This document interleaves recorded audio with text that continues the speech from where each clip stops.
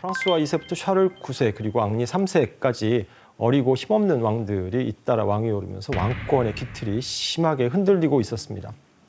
하지만 루브르 궁전에 갇혀있던 앙리 4세에겐 이제 프랑스 왕실이 위태로운 지금이 왕실에서 도망칠 절호의 기회였습니다. 바로 아내인 마고였습니다. 어머니와 오빠인 앙리 3세의 영향력에서 벗어나고 싶었던 마고가 남편과 손을 잡고 일종의 정치적인 파트너가 되기로 한 것입니다. 알랑송 왕자가 프랑스의 왕위를 이을 공식적인 다음 왕위 계승 후보로 떠오르게 된 것입니다. 알랑송을 대외적으로 내세우기로 합니다.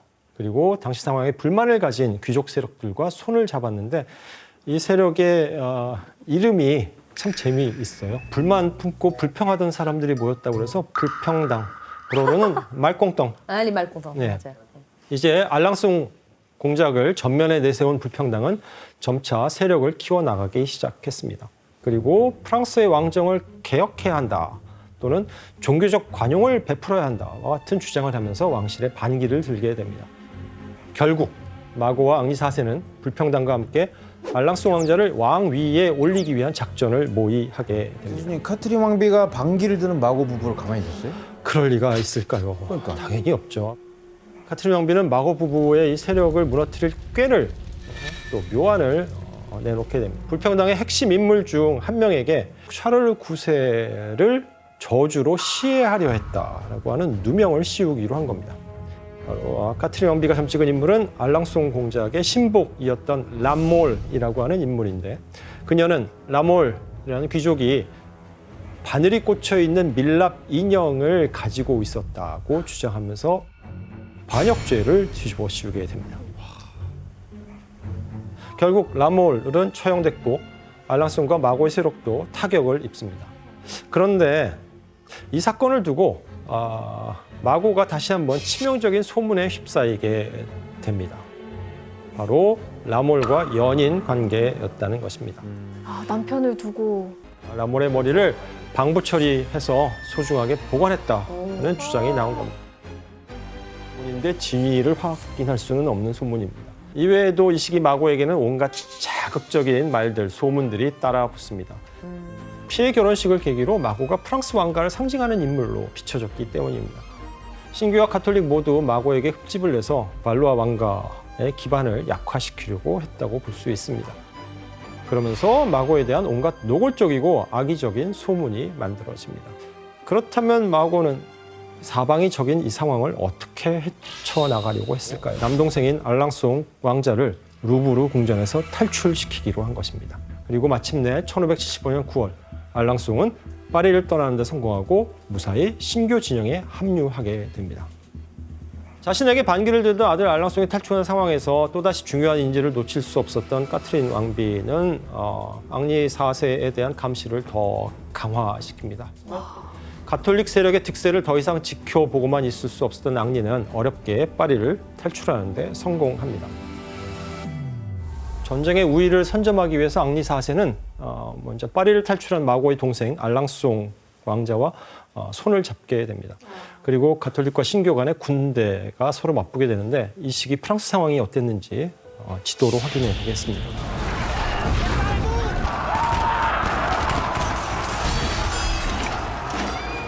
지도에 보이는 작은 동그라미는 소소한 전투들이 크게 표시된 곳들이 대형 전투가 일어나는 곳입니다. 와, 거의 프랑스 전국에서 일어났네요. 이렇게 지루하게 내전이 계속되는 사이 앙리 4세는 가톨릭의 중심지인 파리 인근 지역까지 진출해서 승리를 거두며 왕실을 위협하기도 했습니다. 결국 궁지에 몰린 카트린 왕비가 화해를 청하기 위해서 직접 신교의 중심지인 네락을 찾습니다. 이렇게 잠시 전쟁이 멈추자 파리에 있던 마고는 네락으로 가서 2년 만에 남편과 재회하게 됩니다. 두 사람의 결혼을 깨트리는 그런 결정적인 사건이 있었어요. 그게 무슨 사건이었냐면, 네락에서 파리로 갔는데, 근데 파리 가서 다른 남자를 만나가지고 그 남자의 아이를 임신했다는 소문이 돈 거예요. 그래서 그 이후로 마고의 오빠도 루브르 궁전에서 쫓아내고, 앙리 4세는 아예 그냥 나는 이제 네 남편을 안 하겠다, 널 책임을 안 지겠다라는 얘기를 했어요. 그런데 이때 불행한 소식이 한 가지 더 추가돼요. 마고의 남동생인 알랑송 공작이 29살의 나이로 갑작스레 폐렴으로 사망하게 된 것입니다. 마고가 되게 예뻐했잖아요.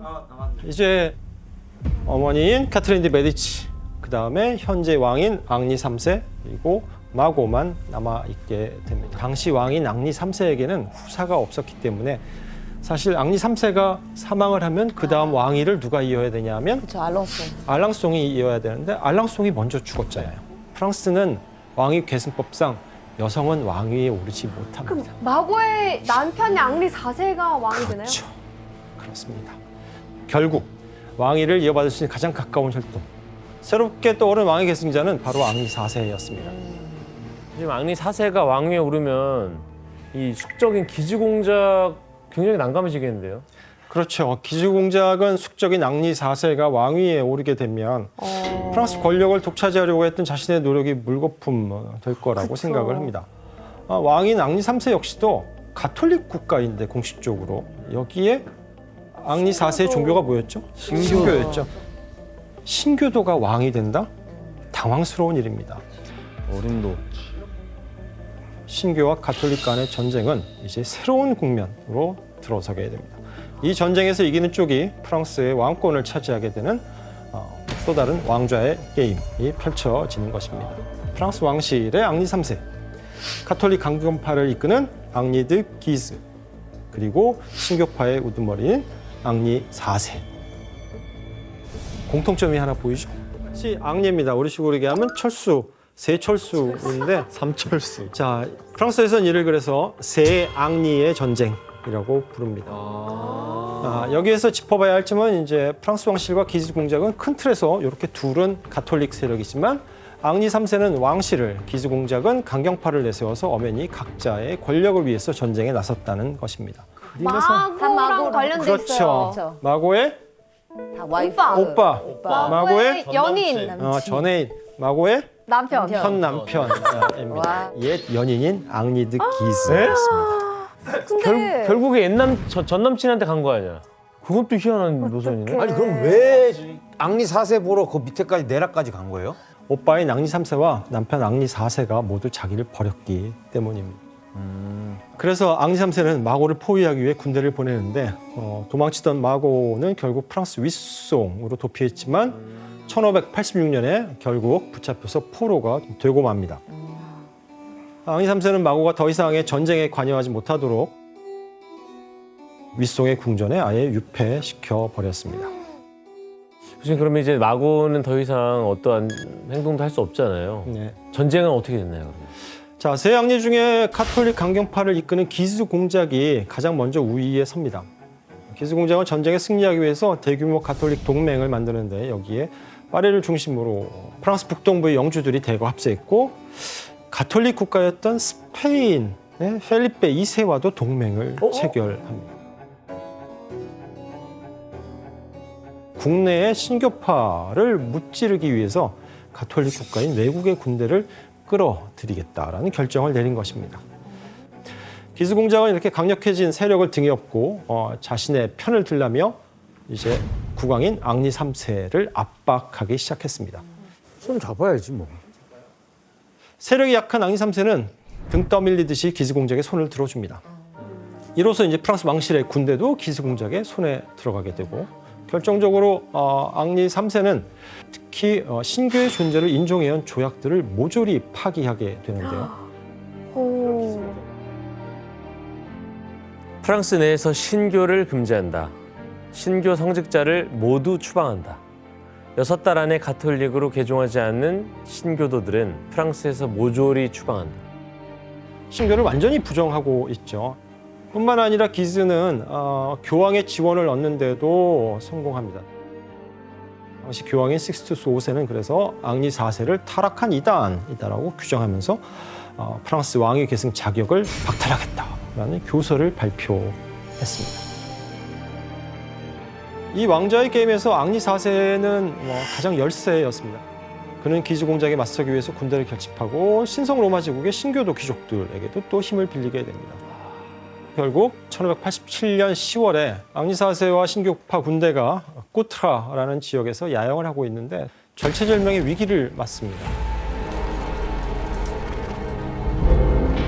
새벽에 갑자기 7,000명 규모의 가톨릭 군대가 전진하는 것을 알게 됩니다. 앙리 4세는 비교적 탁 트인 초원을 이제 승부처로 삼은 후에 언덕 위에 군대를 동원해서 좋은 위치를 선점합니다.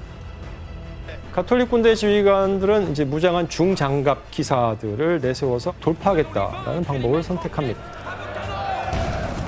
그리고 가톨릭 군대 기병대가 신교의 군대를 향해 무서운 속도로 전진합니다. 그런데 이상하게도 신교 군대가 아무런 반응을 보이지 않고 가만히 있습니다. 함정이다. 가톨릭 군대 기병대가 신교의 군대를 향해 전진합니다. 돌진하는 적 앞에서 성경 구절 시편의 구절을 담고 있는 노래를 불렀던 것입니다. 와.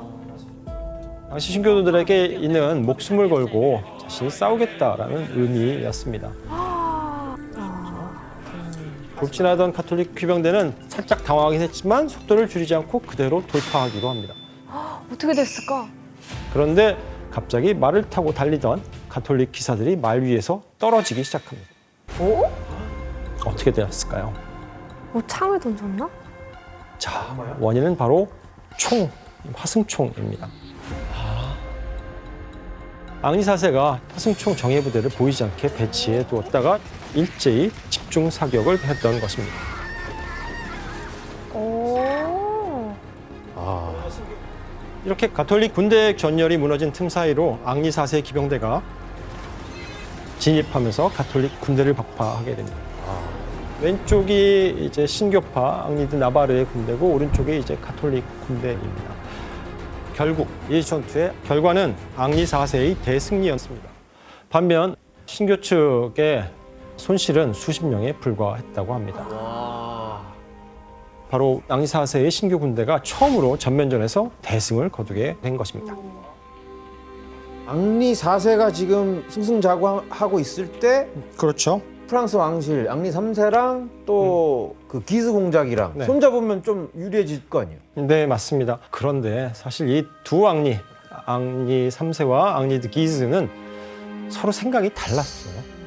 처음에 얘기했던 것처럼 종교는 명분뿐이었고 실상은 권력 쟁탈전이었기 때문입니다. 당시 강력한 가톨릭 연맹을 이끄던 기즈 공작은 파리 시민들의 열광적인 인기를 누리고 있었거든요. 왜냐하면 파리 시민들은 대부분이 가톨릭 신자였고 만약에 신교도인 앙리 4세가 프랑스 왕이 될 경우 그럼 나도 종교를 가톨릭에서 신교로 개종해야 하느냐라는 문제로 불안감을 갖고 있었습니다. 기스 공작이 파리에 입성하려고 하자 앙리 3세는 어떤 명령을 내렸을까요? 파리에 들어오지 못하게 추방을 시켜요. 에이. 네, 정답입니다. 파리에 들어오지 못하게 합니다. 그거 너무 치사해 보이는데? 그래서 왕의 군대에 저항해서 파리 시내 곳곳에 바리케이트를 치고 군인들을 향해서 무기를 겨누면서 봉기를 일으키게 됩니다. 기수 공작이 바리케이트 위에서 시민들을 선동하는 장면입니다. 주변에 모인 시민들은 당장이라도 루브르 궁으로 쳐들어가 앙리 3세를 끌어낼 기세였습니다.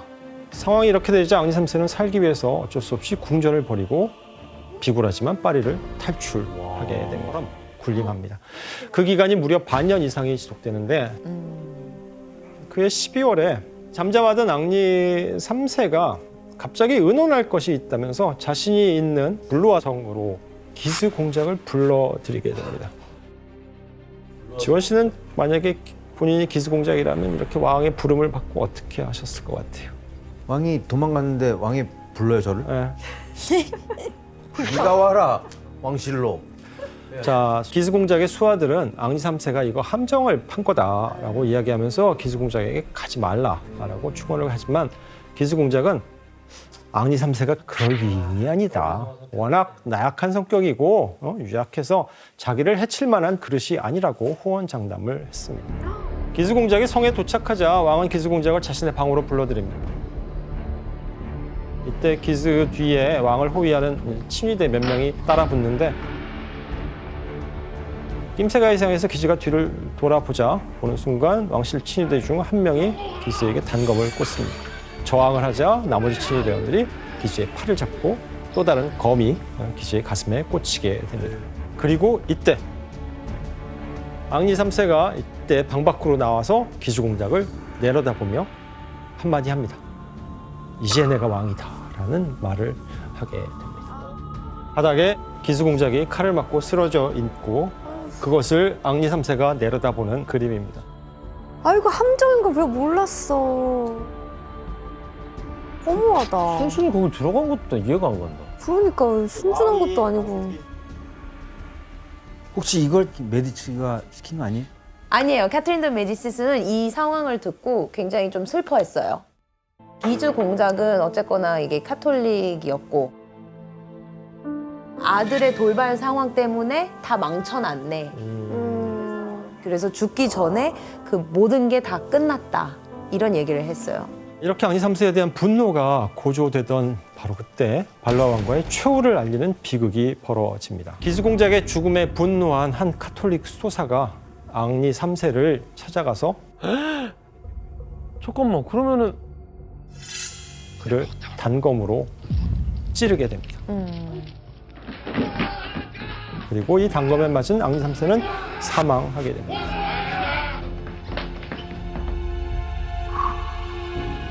왼쪽에 지금 쓰러져 있는 사람이 앙리 앙리 3세의 삼세? 모습입니다. 아니 그럼 앙리 3세랑 앙리드 기주공작은 서로 싸우다가 서로 죽임 당한 거네요? 그렇죠. 프랑스 발로아 왕가의 대가 끊어져 버리게 되었습니다. 왕이 되는 인물 앙리 4세가 유일하게 남게 됩니다. 히드 나바르. 그래서 프랑스 왕위에 공식적으로 오른쪽엔 총, 한쪽엔 칼을 들고 있는 사람들이 무장하고 거리를 행렬하고 있는 그림입니다. 왕이지만 파리로 들어가는 것조차 거부당했던 것입니다. 상황이 달라집니다. 먹을 것이 부족해지고 굶어 죽는 사람들이 속출했습니다.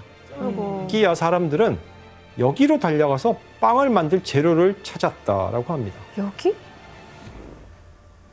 바로 공동묘지입니다. 공동묘지에서 죽은 사람의 뼈를 꺼내고 그걸 갈아서 빵으로 구웠다는 괴담이 돌기 시작합니다. 끝까지 결사항전을 합니다. 성문을 절대 열어주지 않습니다. 왜냐하면 그 사이에 스페인에서 가톨릭 원군이 온다는 소식이 전해졌기 때문입니다. 그 소식을 들은 앙리 4세도 파리에서 물러날 수밖에 없었습니다. 하지만 이 경험으로 앙리 4세는 깨달은 게 한 가지 있습니다. 자신이 프랑스의 진정한 왕이 되기 위해서는 가톨릭으로 다시 한번 몇 번을 왔다 갔다 하는. 그러니까요 진짜. 윗송에 유폐되었던 마고는 앙리 4세와 이혼합니다. 이혼하고 그리고 나서 파리로 다시 돌아왔습니다. 아 진짜 딱하다. 이후에 마고는 수백 년간 이어온 발로아 왕가의 유일한 생존자로서 새롭게 들어선 앙리 4세의 부르봉 왕가를 지지하는 버팀목이 되어줍니다.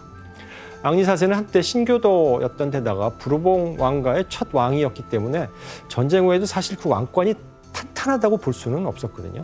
따라서 지난 발로아 왕조의 공주인 마고가 지지를 표명한다는 것은 앙리 4세에게는 정치적으로 큰 힘이 되었습니다. 마고의 지지 속에서 앙리 4세는 전쟁으로 황폐해진 프랑스를 복구하며 많은 업적을 남길 수 있었고 평화와 발전의 기틀을 다지게 됩니다. 하지만 1610년에 앙리 4세에게 불만을 품은 한 가톨릭 광신도가 왕을 습격해서 그를 암살하게 됩니다.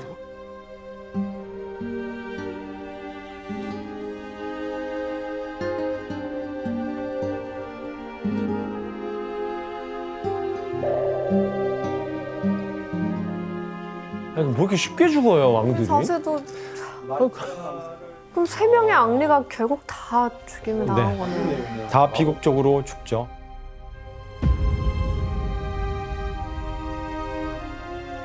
마고만 살아남았어. 사실 종교라는 이름이 붙었지만 실상은 그 안에 온갖 정치적 계산과 야심이 깔려있는 거대한 내전이었습니다. 프랑스에서 이 참혹한 전쟁을 치른 뒤 다시는 이런 일이 발생하지 않아야 한다며 하나의 가치관이 굳게 자리합니다. 그것이 바로 관용, 똘레랑스입니다. 서로에 대한 차이를 존중하고 인정하는 태도를 의미합니다. 관용은 프랑스를 자유의 나라로 만드는 중요한 가치입니다. 희생이 너무나 컸지만 이것이 우리가 비극과 아픔으로 점철된 프랑스의 종교전쟁을 공부하는 이유라고 생각합니다.